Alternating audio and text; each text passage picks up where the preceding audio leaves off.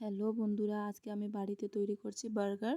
তো একটা বাটিতে আমি বিট লবঙ্গ নিয়ে নিয়েছি, তার মধ্যে গোলমরিচের গুঁড়ো, তার মধ্যে আমি দিয়ে দিয়েছি আমচুর পাউডার আর অরিগানো দিয়ে দিয়েছি। এটা একটা মশলা তৈরি করে সাইডে রেখে দিচ্ছি।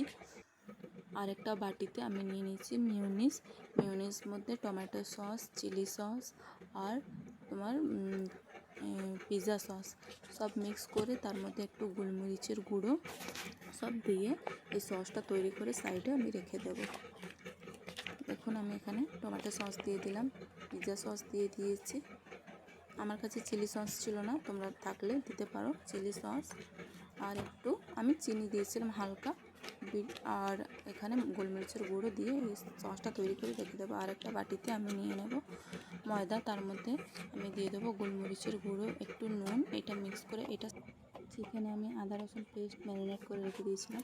এই ময়দার মধ্যে আমি চিকেনটাকে দিয়ে দেবো, দিয়ে একে ভালো করে কোট করে নেব ময়দার মধ্যে। চিকেনটা ময়দার মধ্যে ভালো করে কোট করে একদম ঠান্ডা জলে একে দিয়ে দেবো। চিকেনটাকে ডুবিয়ে বার করে দেবো, ডুবিয়ে বার করে আবার আমি ময়দার মধ্যে কোট করে নেব।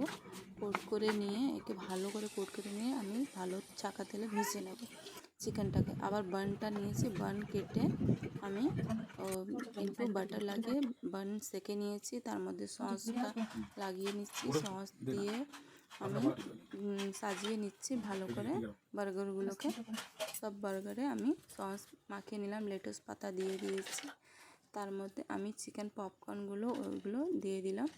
তারপরে শসা, পেঁয়াজ, টমেটো যা থাকে আপনার কাছে সালাদ হিসাব আপনি দিয়ে দেবেন। তারপরে যে মশলা গুঁড়ো করে রেখেছিলেন ওই মশলা গুঁড়োটা উপর থেকে একটু ছিটিয়ে উপরে বান দিয়ে দেবেন। একটু মিউনিস দিয়ে দেবেন, আমার ছেলেরা একটু মিউনিস বেশি খেতে ভালোবাসে, আপনারা চাইলে কম দিতে পারেন।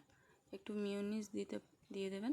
তারপর বানটা উপর থেকে দিয়ে আপনি রেডি হয়ে যাবে বার্গার। বাড়িতে কত সহজে চটজলদি বানানো যায় বার্গার।